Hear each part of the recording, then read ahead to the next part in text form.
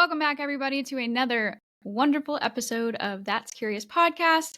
Today we had an amazing, and I'm still fangirling guest on our show. Her name is Robin. She is with the Delaware Paranormal Research Group, and she's actually part of the TAPS family, which is amazing, and hence why the fangirling, because I've been obsessed with the paranormal investigation realm since I was a little girl. So anyway, she has multiple books, lots of beautiful insight, and has given us an impeccable interview that I know you're not going to want to miss. So please join us.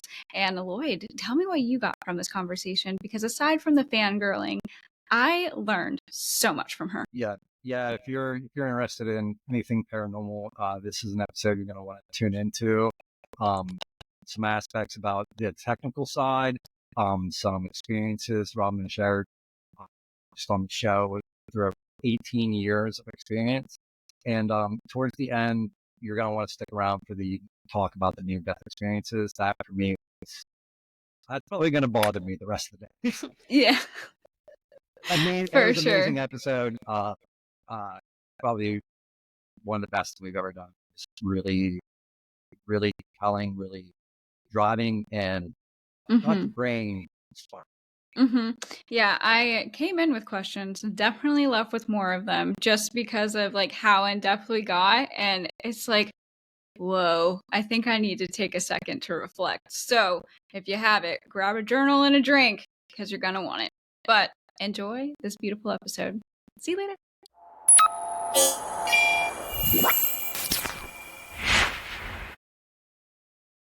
Alrighty, welcome back to another episode of That's Curious podcast. I'm super excited to have Robin here with Lloyd and I today. She is with the Delaware Paranormal Research Group. And first question, as always, Robin, who are you and what do you do? Hi, it's nice to be on.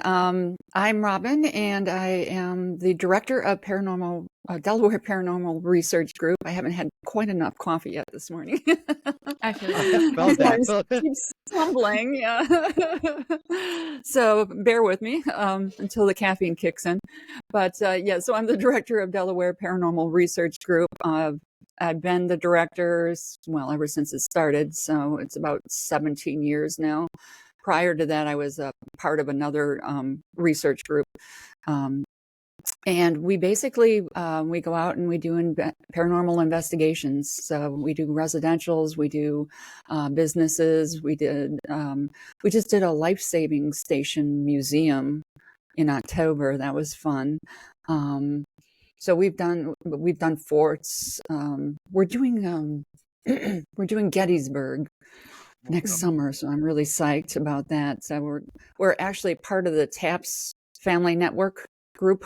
So there's only one group that can be a member of the TAPS family per region, and so we're basically it for Delaware. So we get together once in a while and do a reunion, and they're always great reunions. So we did Waverly Hills one time, and as I said, we're going to do Gettysburg this summer. So and I'm also the author of a couple of books, Anatomy of a Ghost, A Guide to Analyzing the Dead, and On the Hunt for the Haunted, Searching for Proof of the Paranormal. You got to think of all these long titles. So, and I'm currently working on my third book, and it's basically it's done. I just got to get it to the printer, and that one's going to be on these haunted halls, and it is about a haunted school that the group did twice. And it's a crazy active location. So I'm really excited about that book coming out very soon. So. Oh my goodness, my little girl ghost fangirling heart is going off the charts right now, especially because you're like part of the TAPS family too. I've literally been watching like Ghost Hunters and the TAPS team and stuff like that for so long. Anyway, first question, Lloyd, would you like to dive in? I mean, it's pretty simple, Robin. I mean, I guess why did you start? What was it that you said to yourself, yes, I'm going to be a ghost hunter. I'm going to delve into this. Like, what got you into this line of work group? Well, it's ironic that we were talking about ghost hunters because I had lived in I never had any paranormal experiences growing up. It wasn't until I was in my mid 30s, but we moved into this old Victorian that was haunted by a child ghost, I believe a little boy ghost. Um, and but at the time I was so busy with my career that I really didn't think much of it. But yeah, it was when we moved to Delaware and that first season of Ghost Hunters was, I was hooked. I'm like, if a couple of plumbers can do this, then I sure can. So, Yeah, wow. yeah. So I basically, I found a group in the area and I contacted them. And, I filled out the application. I was a teacher at the time. So during the school year, it's really, really busy, so about 9 months out of the year, you have no time to yourself. But so I filled out the application and I went to send it in and I hesitated. I'm like, do I have the time for this? No, I don't have the time for this. So a week went by and I'm like, I filled out the application again and I go to send it in and I'm like, I don't have time for this. So finally I'm like, I filled out the application. I hit the send button. I'm like, I'm in. I'll find the time somehow. So, and then I waited, and I didn't hear anything. And then I wrote them back, and I'm like, did you get my application? Did you get my application? And I didn't hear anything. And then I started offering things. I'm like, I'll do a podcast for you. I'll write you a book. I'll do articles on the group. Just let me in. No. Finally, they're like, okay, let's meet. so I'm sure in the history of that group, they never had someone so adamant about wanting to join.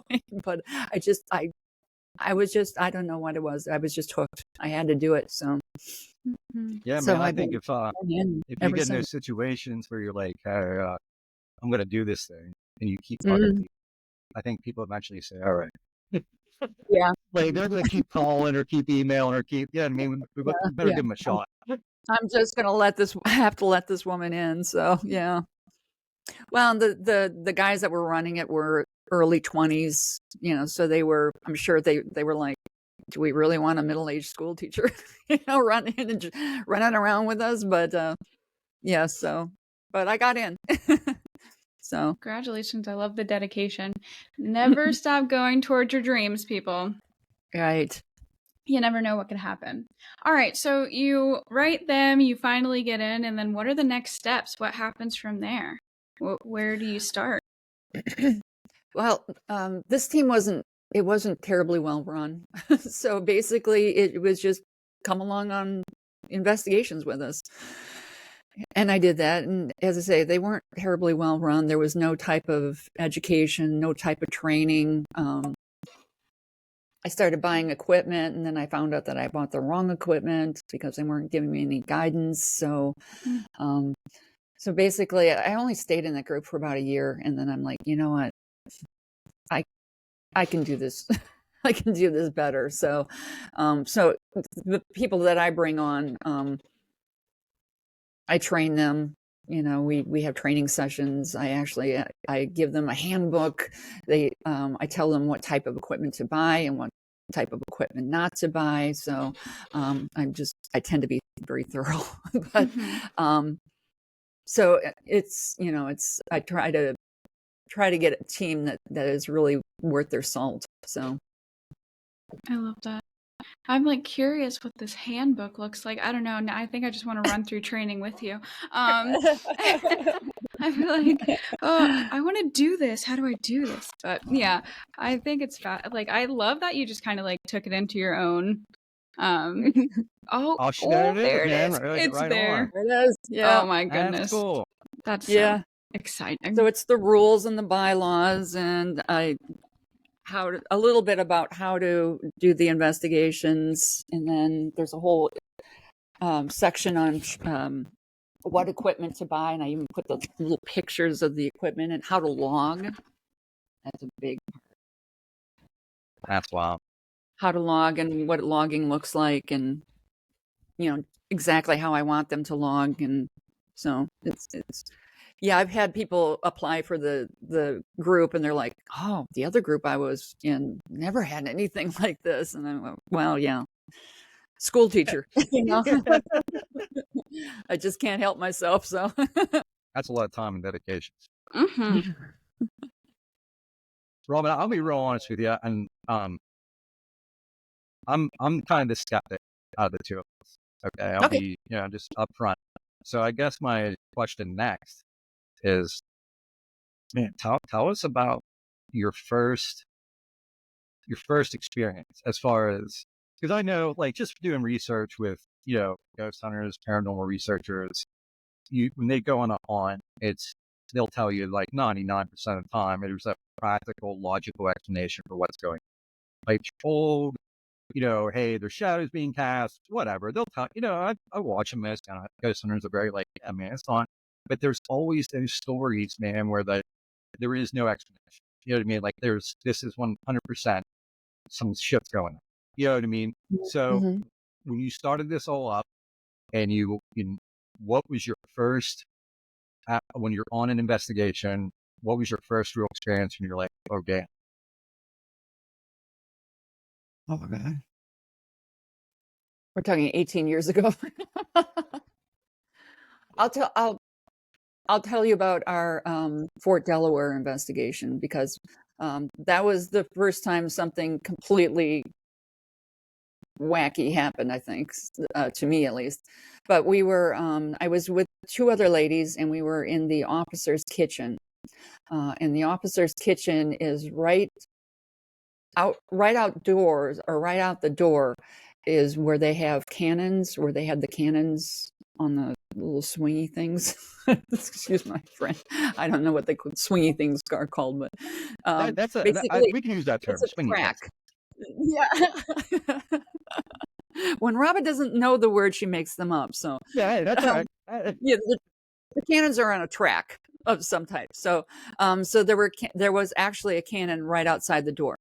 So we were in the kitchen and we were doing an EVP session, and suddenly there was this giant boom, and it sounded to me in the kitchen like a door was slammed, but we checked all the doors, of course, and none of the doors slammed. But the boom was so loud that everyone in the fort that night heard it.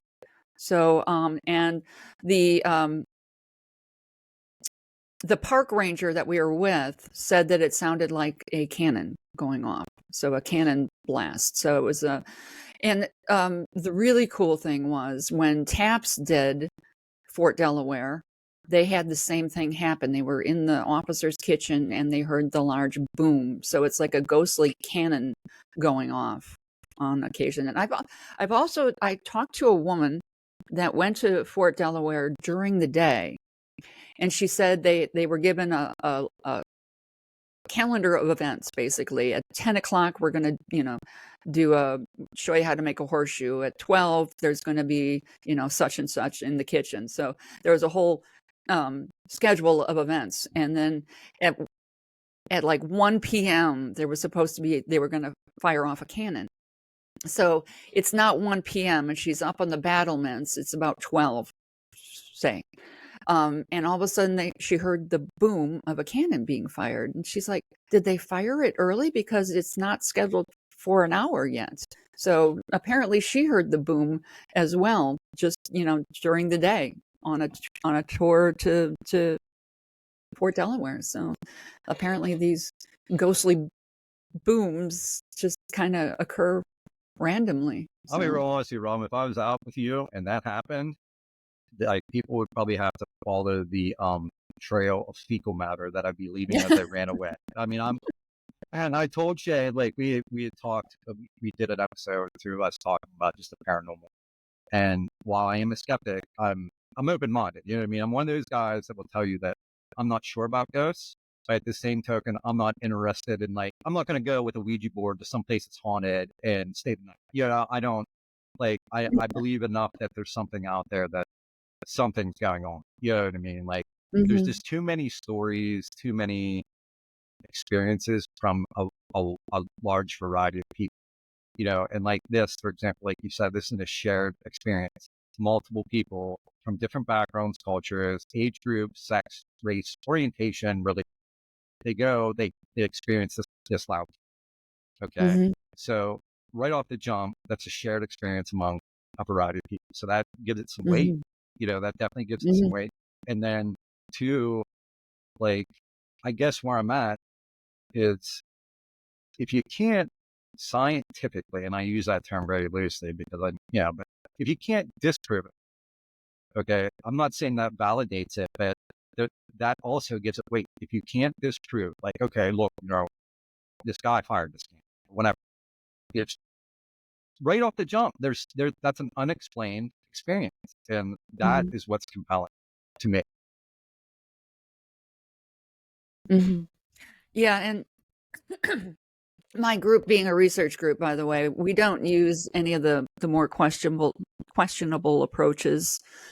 So we don't ever use Ouija boards. We don't use ghost boxes like Zach Baggins uses, because ghost boxes, for example, um, go up and down the radio frequencies, right? So what are on radio frequencies? Radio stations, right? So if I get something on a ghost box, it's probably WKYX, right? Mm, It's not a ghost at all. So we don't use anything like that. We don't use ovuluses, which are supposed to spit out random words, but they tend to spit out the same random words too often. So we don't use anything like that. Basically, all we do is monitor the environment and record. So audio recordings and video recordings in various, IR, full spectrum, that kind of thing. But that's what we do. We'll look at barometric pressure. We'll look at the EMF in the room. We'll look at temperature fluctuations, vibration. We have excuse me, I'm hoarse today. Vibration meters and all, and that kind of thing. So basically, like you said, if something happens that we can't explain for obvious reasons, then we present that as evidence. yeah. The problem comes in too with contamination is a constant threat. Someone is wandering around in a room and whispering, and you're listening to that on headphones, and oh, I've got an EVP, but it's just Priscilla whispering. So oh God. So you know what I love best is evidence I collect in empty rooms. No human contamination whatsoever.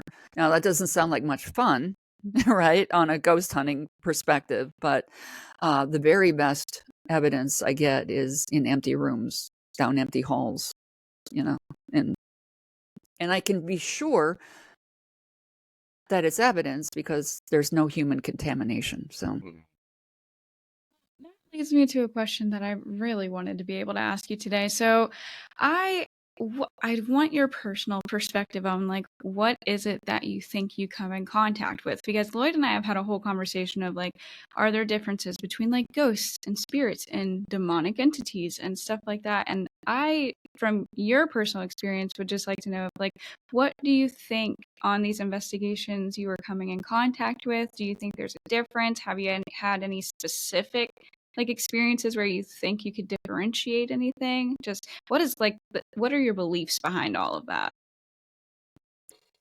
well, being a TAPS family member, I tend to stick with their rationale. So I think a lot of the paranormal experiences are residual. In other words, they're just recorded into the environment. So, and they just play like that cannon, right? That just booms ever so often. It's probably because it got recorded during the firing into the environment, and now it just kind of randomly goes off. We did the haunted school I was telling you about, down in empty hall, late at night. We had the entire school, by the way, to ourselves. There was not another other human being but the four of us on that investigation. And this is a multi-building campus. on top of everything else. So we might, two of us might be in the chapel, two of us might be in the gymnasium. So there were a lot of hours during our investigations where there was absolutely no one in the buildings except us. So down a wing, while the hall is empty, and late in the night, I hear whistling and this shuffling footsteps and some mumbled words. It's like a maintenance man was in the building, but we know there were no maintenance men because it's 1 a.m. in the morning, right? So, and then so this goes on for about 2 or 3 steps, shuffling footsteps, whistling, mumbled words, and then nothing. So even if he had turned into a room, eventually he would have come back out, right? And there was nothing. It was so quiet in that hallway that you could hear the ticking of the clock. So my maintenance man just disappeared. So it was wild. So am I going to assume that he was intelligent? Probably not. He's probably a recording in the environment, that just kind of plays randomly. So I believe a lot of what we experience is probably residual. And then certain things do exhibit intelligence. And when it's intelligent, it's going to interact with you. Maybe. Sometimes they don't want to interact. I think that's a misnomer as well. You see it on the ghost hunters all the time, or those ghost shows. Anyone who's dead wants to interact with the living. Not necessarily. Not necessarily. Not even all the living want to interact. Okay. Right. Yeah. I know living people don't want to interact. I hate Monday mornings. Right. So for example, we had one EVP, and we were at a residential building, and we had one male investigator that night, and he was with a female, and they were in a bedroom.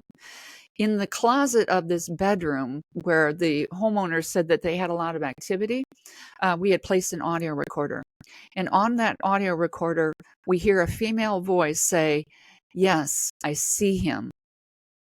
So this closet led into the bedroom where the one and only male investigator was at the time. So in other words, she was seeing him. She was speaking to someone else. And yes, she saw him, but she had, no desire to interact with him. So, wow. So we get that a lot. Yeah. So, but they're going to show some sort of intelligence like she did, right? Yes, I see him. Right. So she's interacting with what's going on in the environment. So that would be something that, obviously has some intelligence.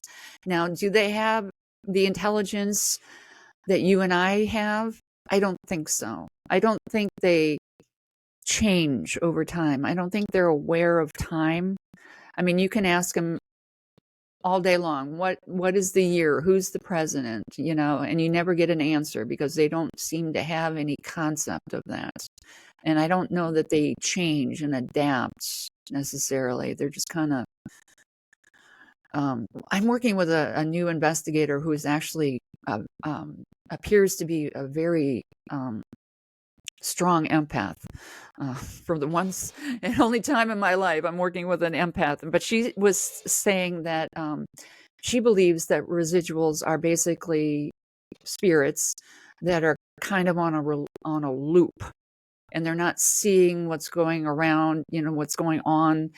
It looks like the house that they have lived in all their lives, and but then sometimes something will happen in the environment. Maybe a new person comes in and it kind of shocks them, and they perhaps see reality. We probably look like ghosts to them, honestly, but they see reality for what it is for a brief moment, and then they kind of go back in their loop. So I'm kind of having that experience right now in the building where I work. So I moved into a building. I'm training in a building that used to be an old nursing home. So when I first arrived, I was having all sorts of crazy activity. So I was teaching a class one day, it's wonderful to work in a haunted building, right? If you're an investigator. So, well, we're in class during orientation one day, and overhead, we hear footsteps in the attic, and it's just like walking. And this goes on a long time. It walked all the way across the attic, and the women in the class looked at me and they said, "Is your maintenance man in the attic?" And I said, "No, the maintenance man left," because I could see his truck. He would park it in front of the window. And so when he wasn't there, the truck, I wouldn't be able to see the truck. But I also knew that the only way to get into the attic was through my office. And and no one had gone in my office. So there couldn't have possibly have been anyone in the attic. So, and we all, all four of us sat there and listened to those footsteps go boom, boom, boom, boom, boom, all the way across the attic. So, and then the smart board, for a while, I was having crazy smart board activities. So I would walk in the morning and the smart board would be on. Or I'd walk in the morning and the smart board would be on and there would be scribbles on the smart board. And Lloyd, you'll love this because I'm not going to assume that a ghost is scribbling on my smart board. So I'm trying to figure out if someone goes by the building and uses a cell phone, are the radio waves turning the smart board on? Is it possible? Right? What could, if I'm using my cell phone, is it turning the smart board on? But in that case, wouldn't every time I use the cell phone turn the smart board on? I don't know. I couldn't figure it out. So, and then I was talking to the maintenance guy and I'm like, the smart board's turning on and I get scribbles. And he said, well, if you leave the smart board on for a long time, the static electricity will cause scribbles on the smart board. I said, okay, that's interesting. That's a theory I could believe. But then one day I walked in and on the smart board was a message. Curie, I don't remember what it was. Curie intercept, something, Tony Curie intercept, which made absolutely no sense to me. But it was definitely a message on the smart board. Now, the neat thing about the building that I'm in, when I'm not training in that building, it's just me in that building. I'm completely by myself in that building. So,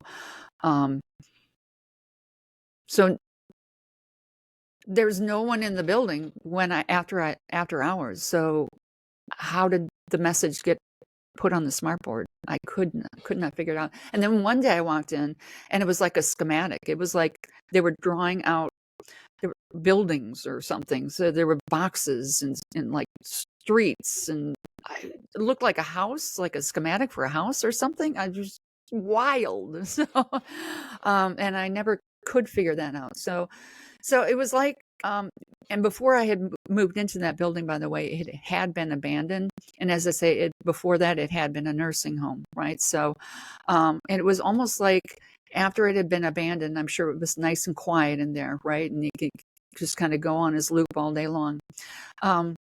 But then suddenly, I'm in the building and I'm doing training in the building, and it probably shocked him out of his loop, right? And so I was having all sorts of crazy activity, and then for the last 2-3 months, nothing. It's like he's gotten used to me, or she, and they're back in their loop. And it's been dead quiet, excuse the pun, ever since. That was good. No, I don't. I wrote down some questions. Shay. I apologize. Yeah, no, you're good. I got. I'm writing mine down. A couple of questions here, Robin. I'll start with this one. Okay. You had mentioned, with entities, paranormal, it seems to be attached to the environment in your own loop. Okay, and I kind of agree with that. It's I always found it kind of interesting, however, that now I'm going off of Hollywood and movies, so please take this with a grain of salt. But you ever notice, like in scary or haunted or paranormal situations, it always seems like there's a compelling story behind it. We have the prison in Philadelphia that's haunted. There's places, movies. We built this on an Indian burial ground, or a bunch of people committed suicide here, or there's always a scary situation that leads up to the the haunting, if you will.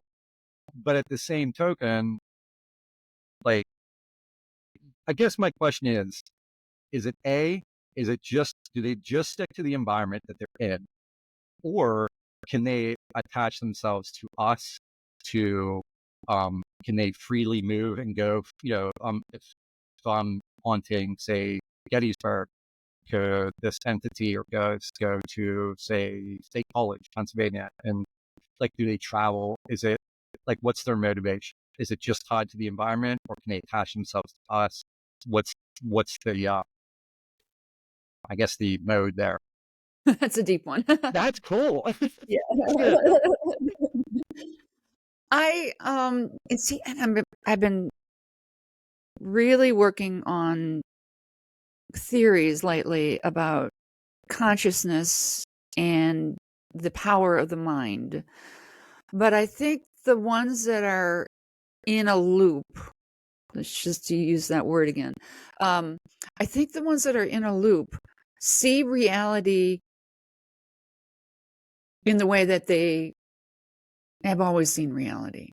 So I I listened to podcasts, but they were talking about this podcast where a gentleman supposedly would rescue souls and not take them to the light, but help them cross. And he said that he had helped this one colonel. So the colonel was in a tank, and the tank was bombed, and everyone in the tank died.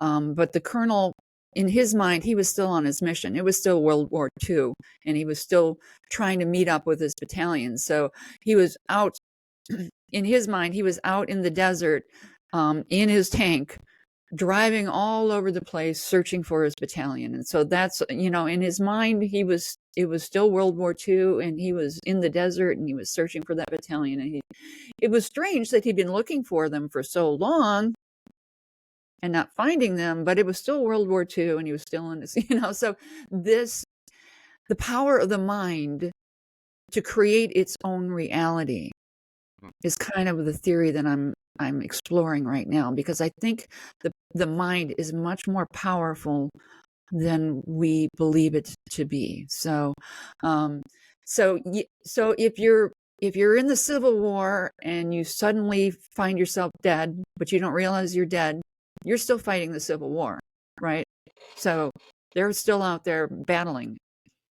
So I guess you could say that they're stuck in their environment, but their reality is that it's still the Civil War, and they're still out there battling. I wonder often about people because I used to work in a nursing home. I was in therapy for a while. And the dementia patients, sometimes they lose all consciousness, and you're wondering where they went. And then there's this strange, really, really strange phenomena that happens. And I actually saw this with one of our patients, but sometimes someone with Alzheimer's or dementia they'll be completely blank. And then one day they could just kind of wake up and they're themselves again. Yes. And it's usually right before they die. But and I saw that with a patient. I mean, she was basically bedbound. She was basically a vegetable.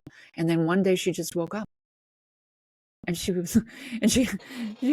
had a crush on the male nurse. So she used to follow him around in her wheelchair. She was the cutest thing. But I guess she was kind of a flirt in her past life. But so I wonder very often, where do those dementia patients go? Because they go somewhere. The brain does not, I'm sorry, I disagree. The brain does not house our consciousness. Our consciousness is external and immortal, as far as I'm concerned. From 18 years of doing this, I believe our consciousness lives on. So, and I don't believe it's housed in the brain. So what happens, for example, if an Alzheimer's patient passes away, and their consciousness is somewhere else entirely? They're never going to know that they passed away. Right, because they're confused. So I wonder about that. A lot of our spirits, Alzheimer's, dementia patients that passed away and had no idea. or like that colonel, the tank exploded. He died instantaneously. He never knew what hit him. So I think probably a lot of spirit activity is due to that kind of passing, where you don't know that you have gone. So can they travel? Though is an interesting question. Yes, but I believe it's probably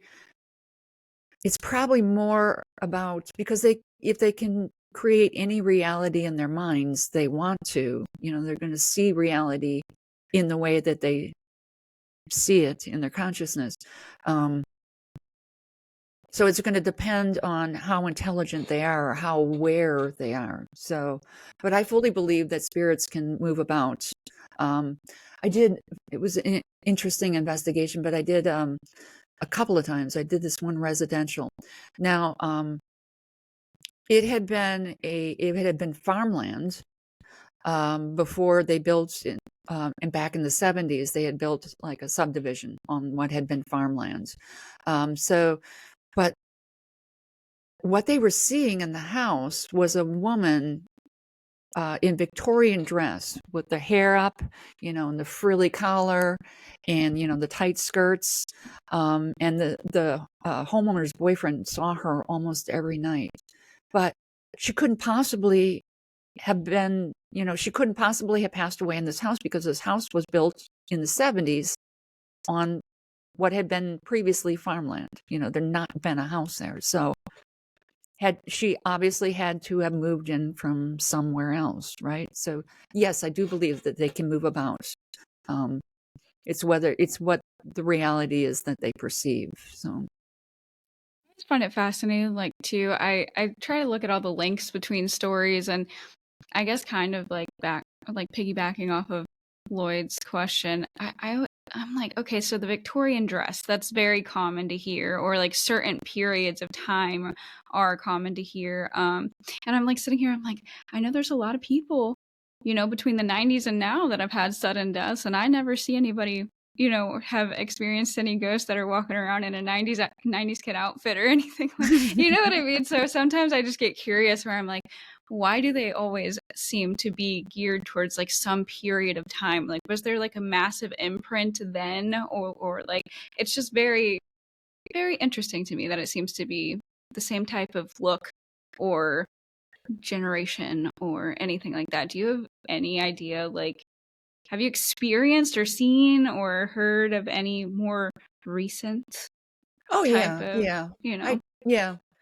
I've heard of spirits that were in a biker's jacket and jeans, so or a t-shirt and so yeah, I think maybe the Victorian things is overdone, but right. This just happened to be what they saw. So yeah, I think there's plenty of different experiences out there. Those just seem to be the ones that people find the most active, or at least in my experience from things that I've talked to people about or whatever. Well, maybe because they're the older homes, older buildings, so more time for or something right. to yeah attach yourself to it. Roman, but I've done paranormal investigations in absolutely brand new buildings. I did an investigation one time in a townhome. It had the new car smell to it.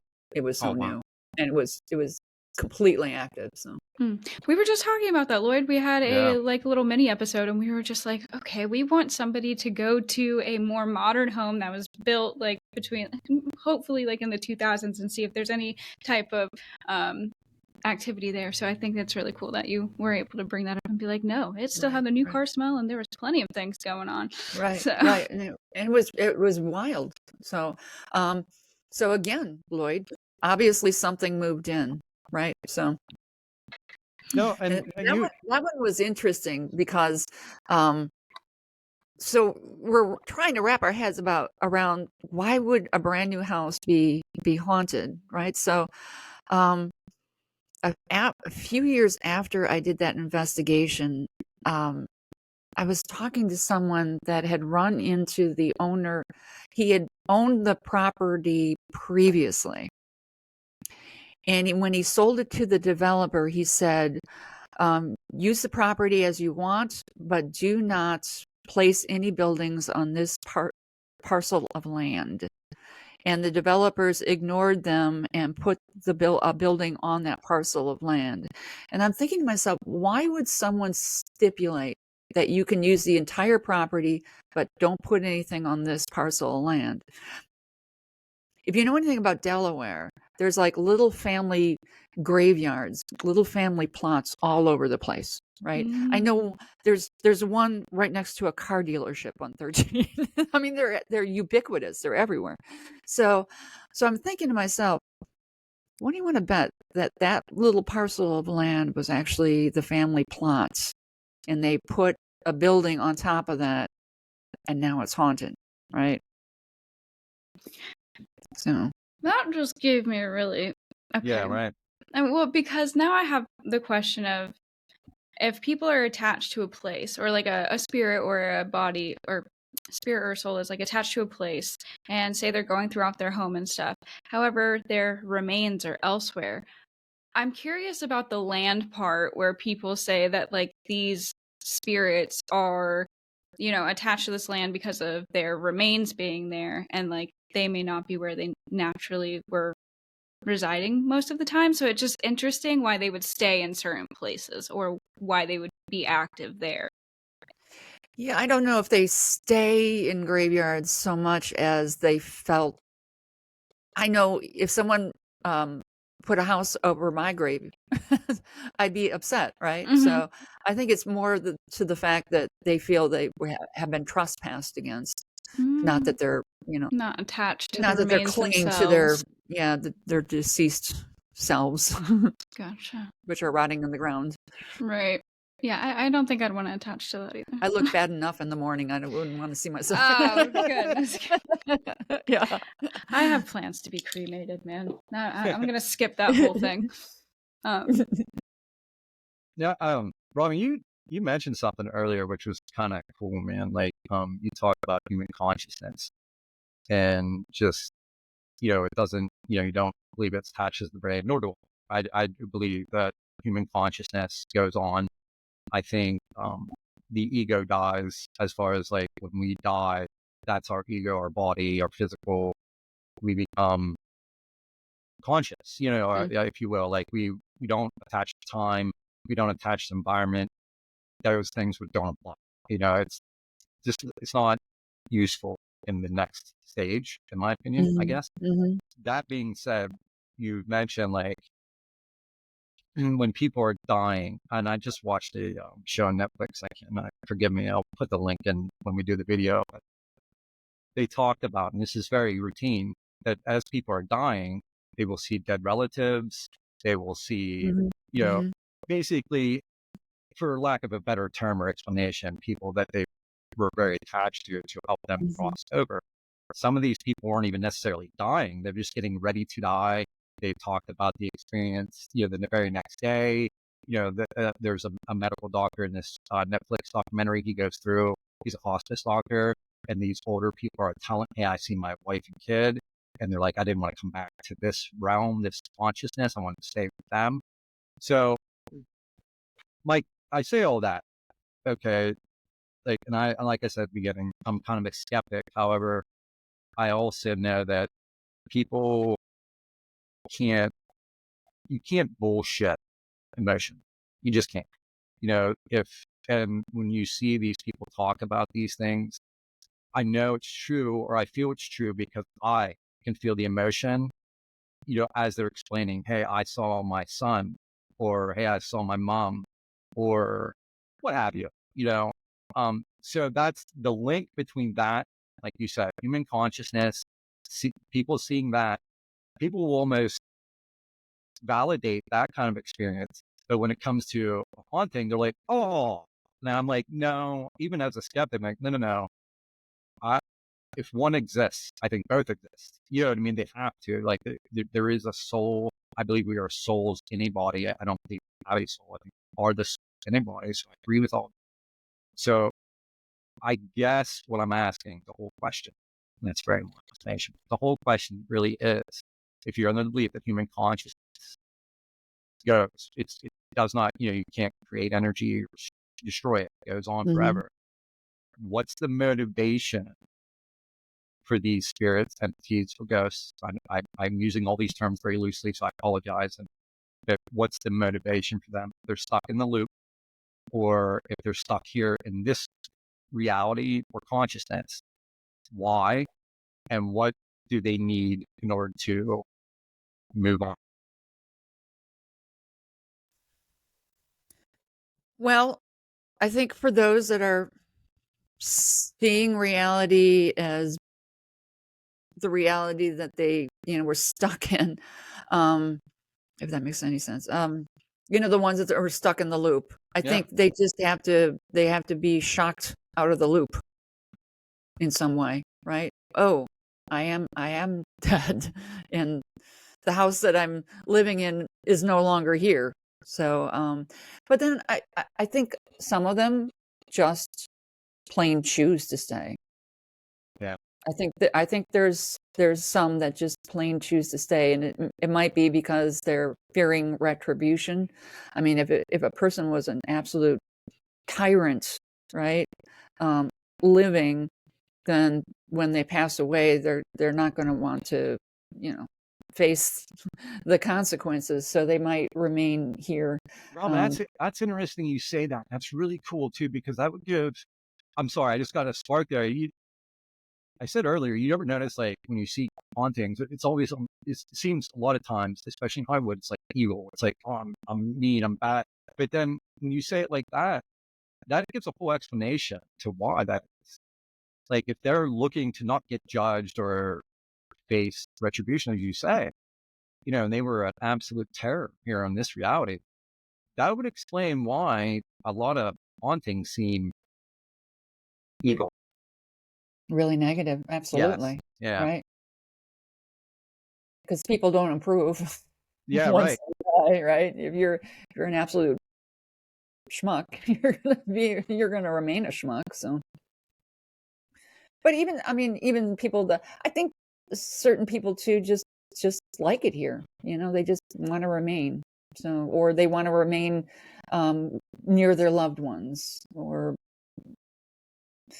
I know when I die, I'm going back to that Victorian that I lived in Mansfield. That's where you're gonna find me, because I love that house, right? So, I know. It's just that whole question for me. And I'm sorry, Shay, I'm talking a lot. I apologize, but like, I know when my father died, and I wasn't very close with that man. I mean, he was very abusive, not a very nice gentleman. Okay.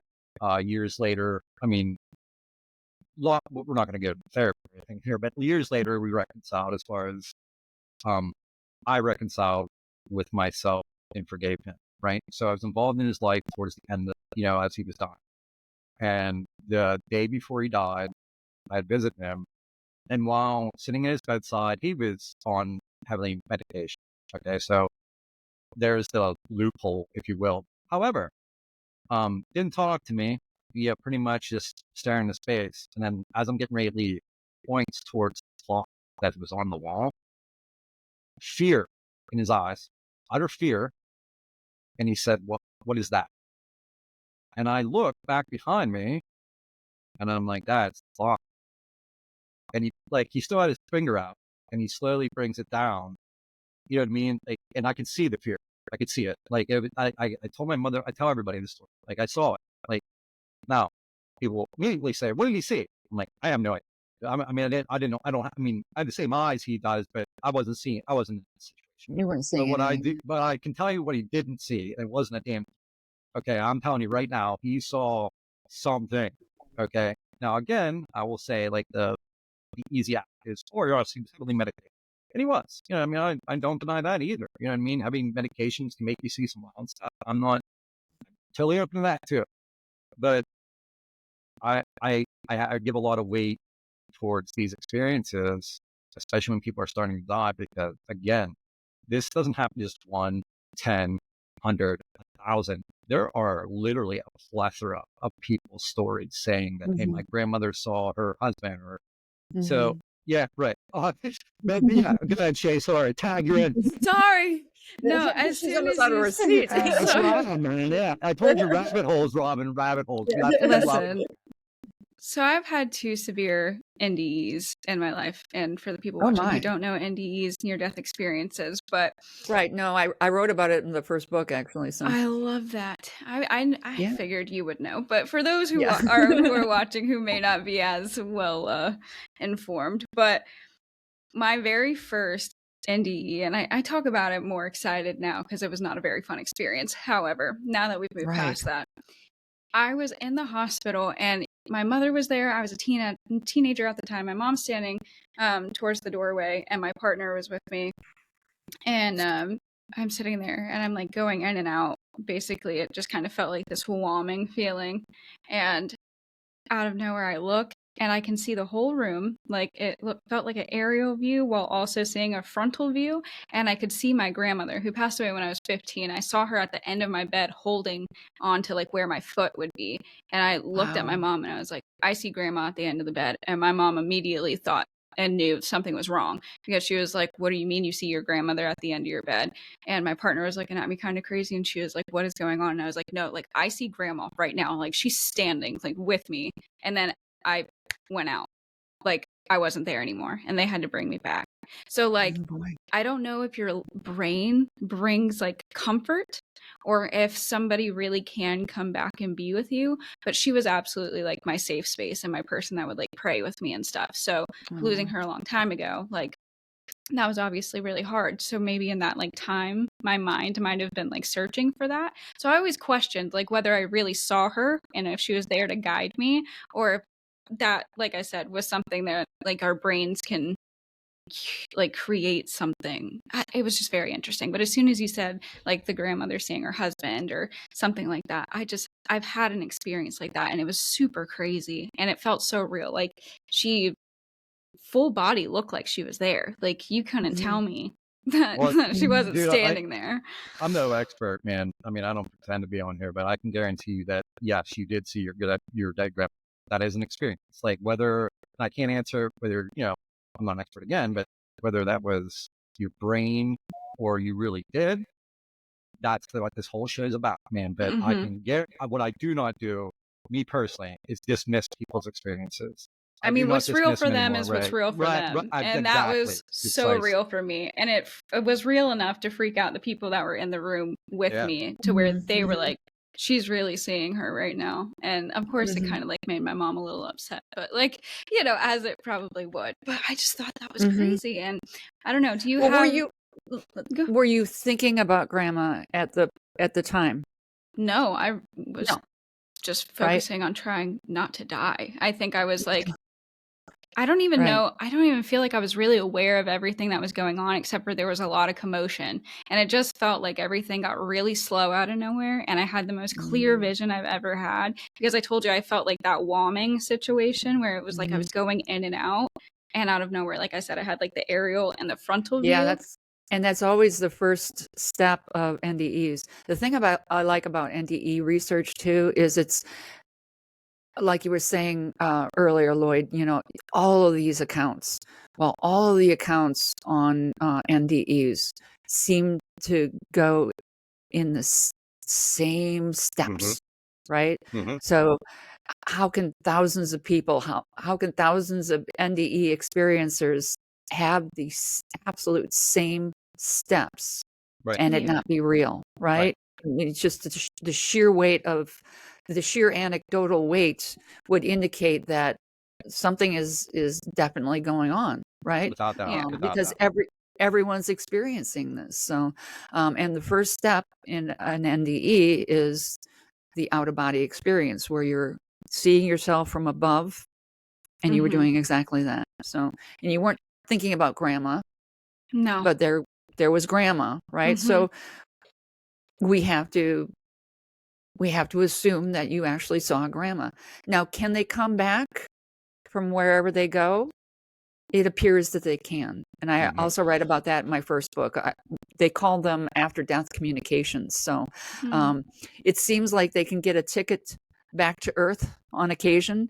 But they're only allowed so many tickets, so many visits, and then they have to stay where they are. So I'm guessing she got a ticket for the day and came to see you because she was worried about you, because she knew that you were such a fragile state. So Yeah. she was probably came to make sure that you were okay. So Well, thank you for I like that. to believe that. So my own father, talking about after death communications, my father passed away. My father, unlike yours, Lloyd, was a wonderful man. And we missed him terribly, terribly, terribly. So Sorry for your my loss. no, thank you. My mother was in bed one night, and clearly she was awake, and clearly in the other room, in the living room, she heard my father call her name. And without even thinking, she's like, "Come on, Skip, come to bed." And she patted the bed, and then she realized that he wasn't, he was dead. So my brother had an experience in after death communication with my father, and then I had the one and only lucid dream I have ever experienced in my life. And my father was in it. He was working on a hi-fi because he used to build custom hi-fis way back in the day, right? So he was showing me the brand new custom hi-fi that he had built, and then he was talking to me about the fact that he loved me. So it was just, I mean, and then it ceased, right? He only had so many tickets to come, so and then it ceased. So it seems to be, and again, sheer mass of anecdotal evidence suggests that these actually occur. So maybe she was saving her last visit for you, Shay. Well, that's Oh, really that was sweet. really cool, man. I'll keep that. I'll keep that as a little token in my heart for sure. Yeah. I used to be more. I mean, I've always been a believer, but I try really hard to be in a very like realistic and logical mindset. So I'm like, okay, are all these indies because people have heard other people's stories, and so they're just trying to follow up with that. But once I had my own, I was like, oh, there's no way. Like Right. it's There's something to it. yeah, Hmm. there's And I'm definitely something to it. I've never shared experiences like the two of you have like that, but um, I can say this, okay? Uh, one of the things that I love to do in my free time is read a lot about psychedelics. That's what I love to do. And anybody, DMT is like a big thing coming up. If you watch Joe Rogan, he talks about it a lot. And we in our bodies make DMT. And the experience with DMT, and I've never done any psychedelics. I've never tripped or anything. However, I always found people's stories fascinating.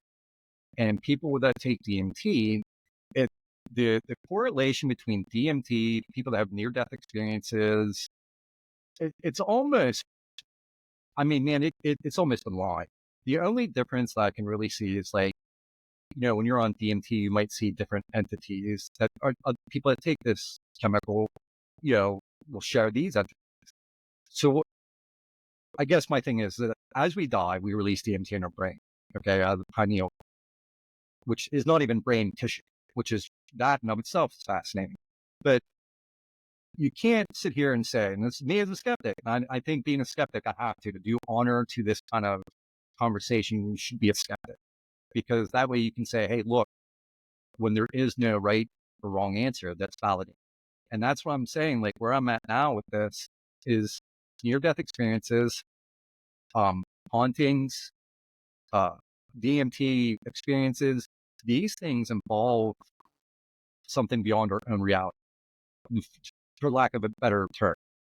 And what you can't say, no one can say, is that these individuals, you two people that have, had these near-death experiences, had these haunting experiences, had DMT and communicated with, had an experience that changed their life. It quite literally changed their life. The research out of Johns Hopkins with Dr. Ronald Griffiths, with people at the end of death, like they're dying, and they take up high dose of psilocybin, and they come back with this sense of empathy, this sense of, hey, I want to stay here and live. You know what I mean? As far as I don't, but when it's time for me to go, I'm cool with that, man, because I know there's like it goes like my consciousness, I will live on and not live like a body, but my thinking or my doing, my purpose, goes on. So I guess where I'm at after sitting with you and just hearing your guys' story, man, like I think it's all linked somehow. Now, why and how? I still have to figure that out. That's for 10 million more episodes Oh yeah, because we could yeah, talk Yeah. man. on It's this all just day.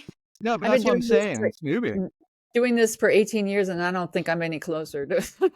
I just Not feel like even it's, him, yeah. yeah, I was going to say, it just Yeah. feels like So. one of those things where, like, the more I dive into it, the more questions I have, and it just Mhm. snowballs into, like, me being more curious, and I just want to know Mhm. things. And so, you know, and there's a lot of similar experiences, and I learn a lot from all the different experiences and different perspectives and opinions. And I'm just like, wow, I value these conversations with you, Robin and Lloyd, just Oh, being thank you. able to sit here and just be like, I want to pick your brain and see what you have learned thus far. And I also wanted to say that I really like respect the way you approach your investigations, Yes, like, yes. because they're Thank you. very raw and honest. And you know, you see a lot of fluffer nutter stuff on TV, Mhm. and, Mhm. you know, people have to understand that there are some shows that are literally produced to make you think something's there that's not. Mhm. And so Mhm. I have grown that discernment. Of course, when I was younger, I was super excited and would be like, oh my gosh, did you see that? But, you know, with age, you get a little bit wiser usually. Right. Right. So I use that discernment. However, I really love that you like put it to the bare bones where it's like, we're going to use audio, we're going to use visual, we're not going to just go in and use all of these different tools, which you use your own tools, but you know, the stuff that has potential to cause error. So thank you for Mhm. that, because we need more Oh, thank people you. like that. Yeah. Mhm. But I'll never end up on TV because Well, I don't produce enough. And I'm just saying that I don't want to go on TV. I've been on TV, so right. I was actually a television journalist for a number of years, but Oh wow. so Wow. I did the TV thing. So, um, but Interesting. the shows that you're talking about, they're and I always like to bring this up because I don't think enough of the general public understand that television shows are for entertainment. Mm-hmm. They're not for serious research. They're Right. entertainment. So if they go into it for Zach, for example, I can't watch more than 5 minutes of his show, but um, if he goes into a building and he's not getting any activity, then his producer is saying, okay, we're going to fabricate some activity, right? Mm-hmm. And they'll go into a studio and they'll record their own EVPs. Or I was watching one episode one night, it made my head hurt. So they're on the top of a mountain in a blizzard, in a snowstorm. And the guy comes into the building and he closes the door, but I don't think he closed it completely. And all of a sudden the door blew open. And of course he's, oh my God, and I'm like, you didn't latch the door. Mm-hmm. Mm-hmm. I mean, you have to be stupid Right. to buy into that. But I'm sorry, I shouldn't say that, but No, Rob, that's No, a really good the thing, man, lack of because yeah, discernment is yeah, right. real.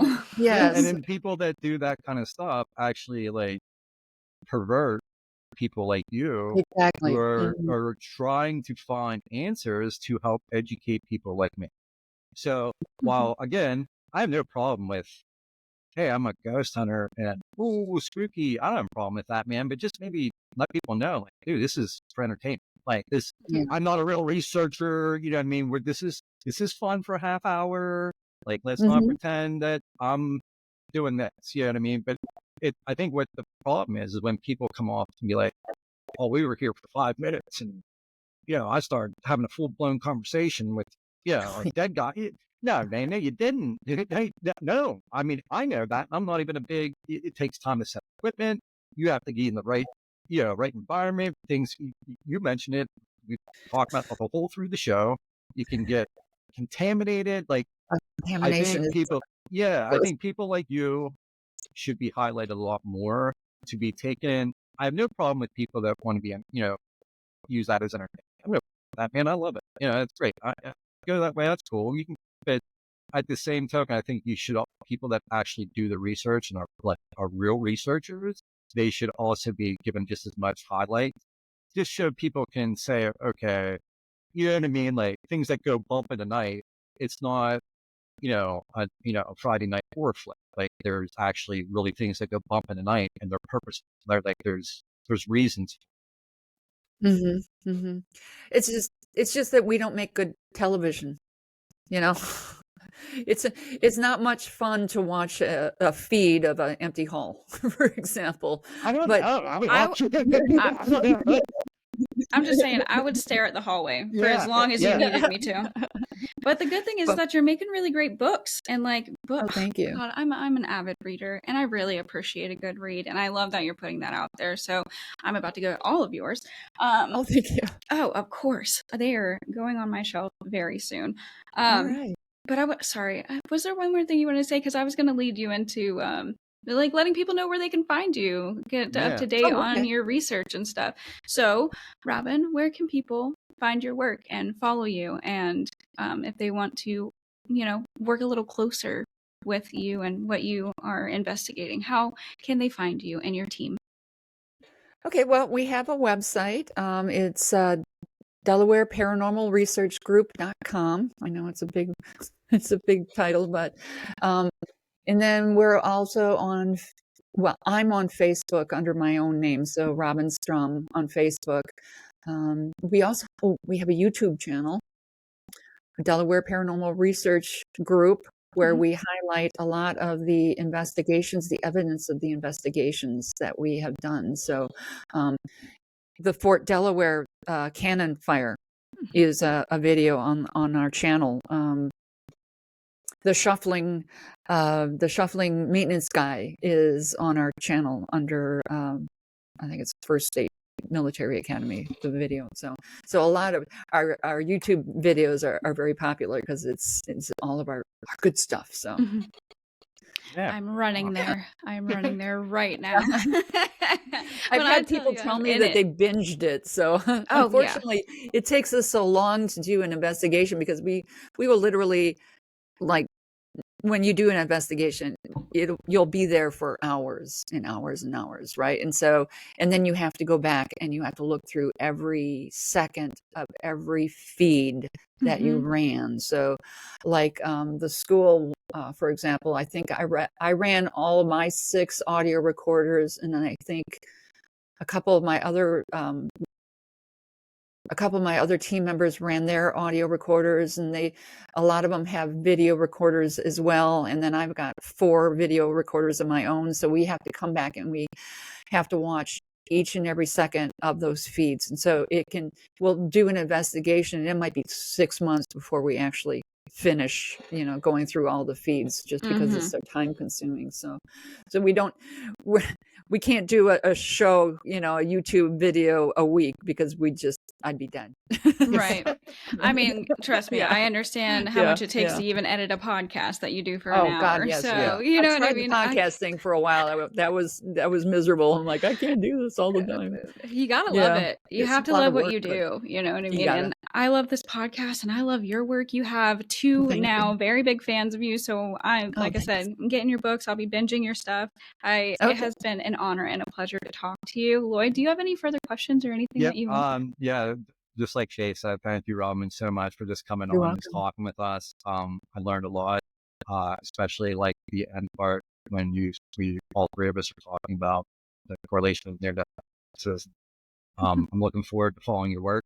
I too will be picking up your books, and thank you. I love a good read, and this is a subject that, like Shay said, we could probably do about 20 episodes on and come away with nothing more than just more questions. So thank you very much, Robin. Thank you so much for spending time with us and waking up. Of course. If you ever want to come back, just give us a ring or an email, because I would love to have you, and I'm sure our guests would love to see you back. So I look forward to talking to you, especially when the book comes out. Yes, we can do that. Yeah, that'd be awesome. All right. Well, thank you guys. We will see you next time. See you guys.